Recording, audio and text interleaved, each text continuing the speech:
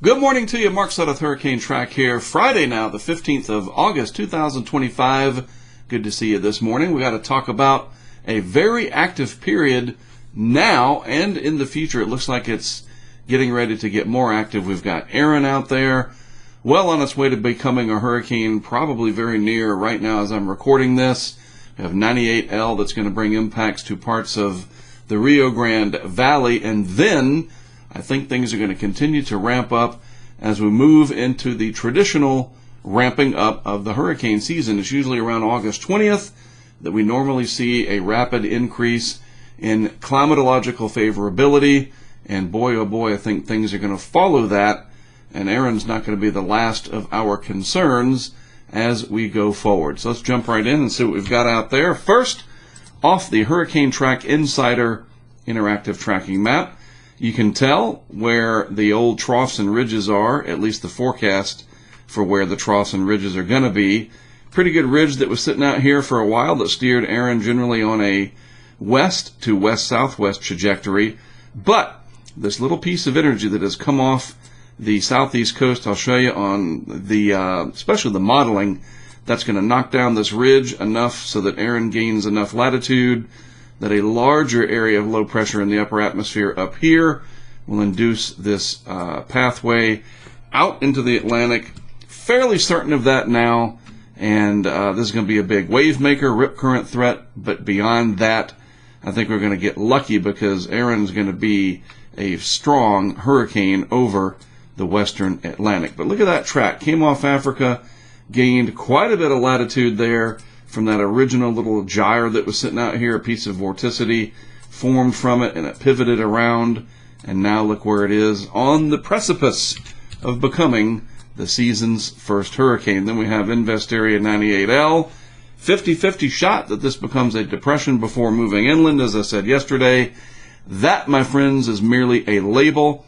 If we look at this on the radar, hey, that's not a label, that's actual weather. And that's moving into areas near Matamoros and then across the Rio Grande into South Padre Island, maybe making it up to Brownsville eventually. So if you've got plans down that way, Kingsville, areas south, Raymondville, and then eventually inland, maybe making it to McAllen, Corpus Christi, that whole southern part of Texas, squally weather, onshore flow, you could get a little bit of coastal flooding. So just pay attention to that as we go forward through the next couple of, several hours into the weekend, really. Almost said couple of days, but whatever. So here is the early morning visible or true color satellite shot. There we can see 98L approaching the Texas, we'll call it the Rio Grande Valley. That's just a good way to mark that. And then there's Erin really starting to ramp up now, getting that look where it's going to take off. And then we're going to have to really watch this. I don't think it's going to be too much longer. Maybe over the weekend we see that yellow tropical weather outlook indicated by the National Hurricane Center. We're going to have to watch this feature pretty closely. It is this right here, however, that I think is going to help to save us from having to deal with Erin. This whole piece of energy up here, but this is part of it, really helping to knock down, chisel away at the western part of the Bermuda High. We'll look at that in the modeling in just a moment. First, though, let's really focus on Erin here, getting that tail, shrimp curled up look, whatever you want to call it, big old feeder band wrapping in the bubbling of deep thunderstorms. You can see the atmosphere. It's not literally boiling, but it certainly looks that way. A very, very classic sign that we are getting ready to see significant intensification, and we will get our first hurricane. This is really going to ramp up what we call the ACE score, the accumulated cyclone energy. And that is an important metric because we've had several storms already, and they were all short-lived. None of them became hurricanes. And so the ACE score for the year is very, very low.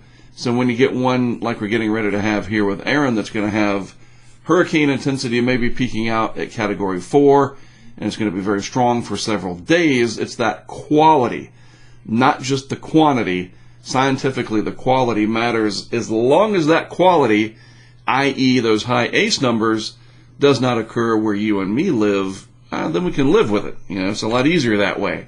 That being said, this will bring some impacts by way of rough seas Maybe some squally conditions for our friends in the Virgin Islands. We'll see how this shapes up. This is the current dashboard for it. Boy, look at this. Just looking at the infrared, that is the high-res visible. This is the infrared. It is starting to develop that classic CDO, central dense overcast, with big banding features wrapping in. Oh yeah, this is going to be a hurricane, maybe even at the 11 o'clock Eastern Time advisory. We'll have to see about that. Let's go back, though, to the dashboard because I want to show you some of the other aspects to this. Let's look at intensity real quick. Haven't visited that very much. Most of the guidance does agree this becomes a major hurricane. Some of the guidance indicating a Category 4. And then one of the little pieces, I don't even know what some of these are anymore, to be honest with you. There's so many models now, it's ridiculous. But one of them even calling for a Category 5. It's possible. Intensity forecasting is where the least amount of skill is, so that wouldn't surprise me in the least. Good news for our friends in Bermuda. You're not going to have direct impacts. Good news for our friends in the Carolinas. No direct impacts either. Probably. I mean, we're pretty confident at this point that the weakness that's sitting up here will induce this turn. Very tightly clustered guidance for the first 3 days. Beyond that time frame, a little bit of divergence in here. Otherwise, it's starting to become close to a lock. Still 5 days, 6 days out, a lock can happen, and the closer this does track to the west towards land, you never know. There might be an outside chance that we get tropical storm conditions maybe along the outer banks of North Carolina, but I doubt it. We'll see. But the one thing that this will do is generate significant waves over the coming days. These are some of the ensembles, the GFS ensembles. None of them make landfall, so that certainly is good to see for land interests. A couple of the members do get closer to the Bahamas, and we'll have to see. This is the mean right here, the ensemble mean, the average right down the middle, and generally well offshore. Splitting the uprights there between Bermuda and Hatteras. Boy, the surfers, you're going to love this, especially if it becomes a large hurricane with a big wind field. But let me go back to the wider picture here and use this red color to really highlight this.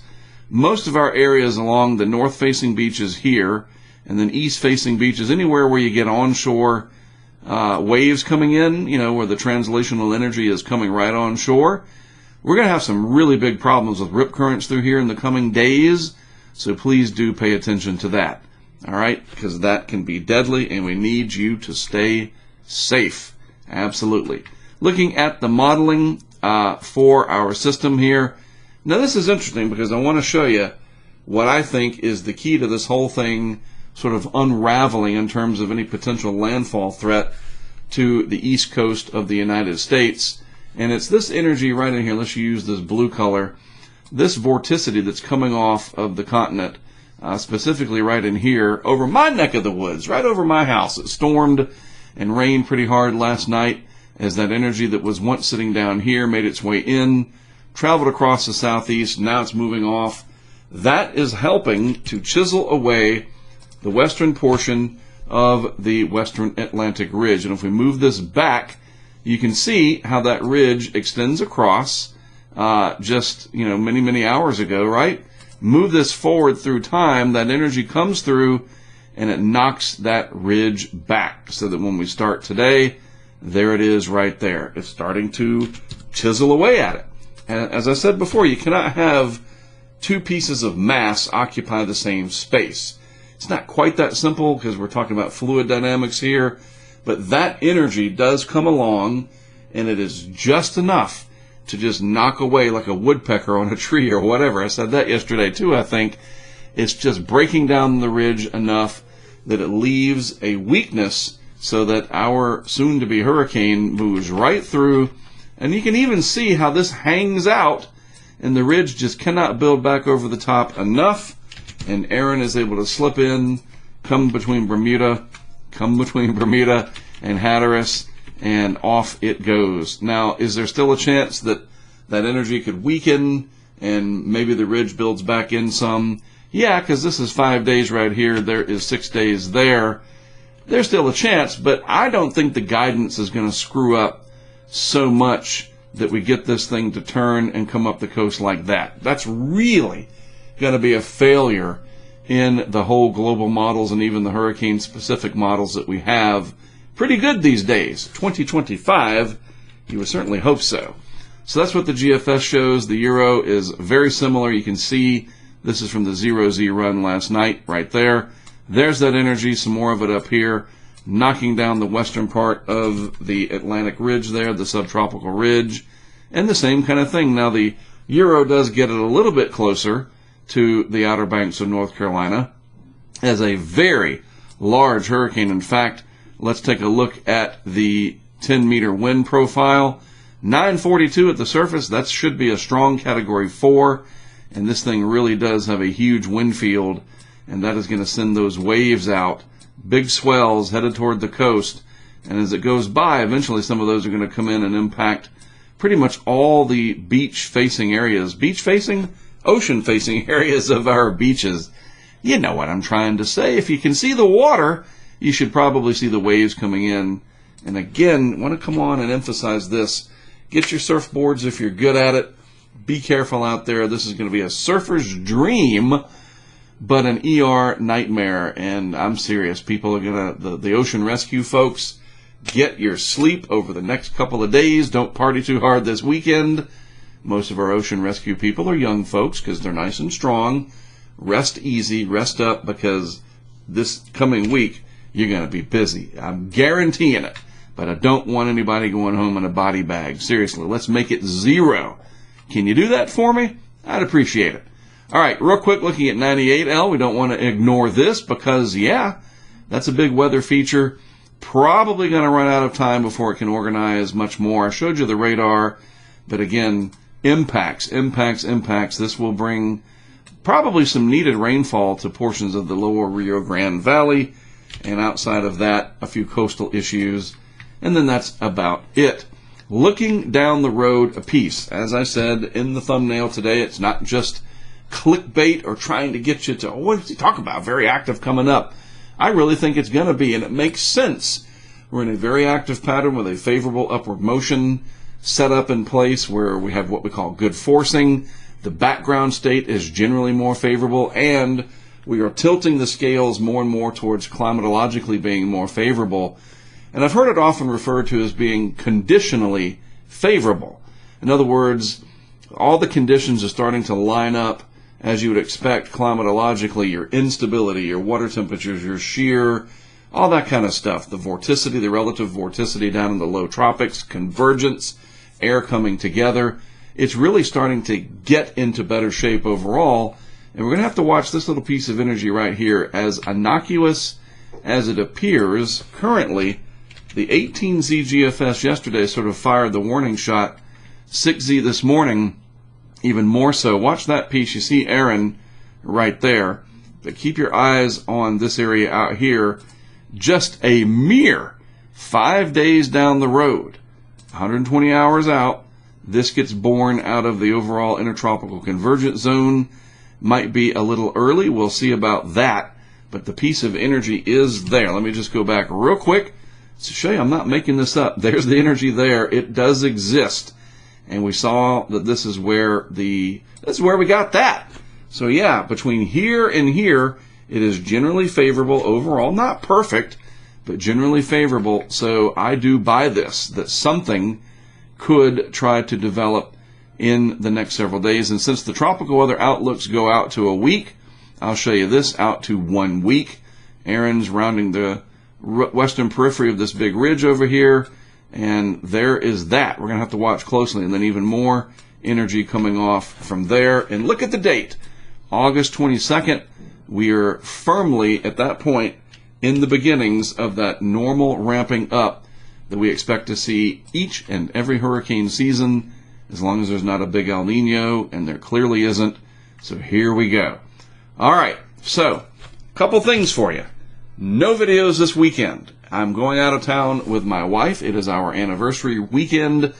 No threats to land of any huge significance, so I'm going to take that time, of course, and spend it with my wife. So there's that. No videos this weekend, but I will be back bright and early Monday morning. The other thing, this is 20 years 2025 since we here at HurricaneTrack began the revolution of what we know now as live streaming during weather events over devices. And now we have Starlink and all kinds of things like Live View or whatever. 20 years ago, nobody was doing it. And that is a fact. You can look on the internet, and I'm talking about remote cameras and from your vehicle, not using satellite, like a TV station sat truck. That's not what I mean. I'm talking like truly using streaming video over IP. We started that 20 years ago in the 2005 season. So this coming Wednesday is my first teaser for it. We're going to get together probably around 8 p.m. I got to talk to the guys, and it's going to be myself and Jesse Bass, my longtime friend and colleague, and Mike Watkins, maybe a couple of other guests as well. We will just chit-chat, show a few old photographs, some videos from 20 years ago, and kind of explain how all of this came about, and just go as long as it lasts, kind of like one of those long format podcasts that you might listen to if you are of a certain age. Some people don't. They haven't gotten into that yet, but you will one day. Anyway, this coming Wednesday evening, I will remind you, believe me, on Monday, Tuesday, and Wednesday, 20 years of doing it live. We started it. We brought it to you. Now everybody does it. And hey, that's fine. That's where we wanted it to go. We were glad to pioneer it, and we will discuss the origins, who had the ideas, and so forth. Should be a really fun conversation between the three of us coming up this coming Wednesday evening. So enjoy your weekend. No worries from Erin and any swells or whatever this weekend. But as we will discuss on Monday, the threat of rip currents is going to really start to manifest itself, and that is where a big part of my focus will be. So barring any surprises, I'll see you on Monday. All right? Have a good weekend. As always, thanks for tuning in. I'm Mark Sudduth. We'll chat some more on Monday.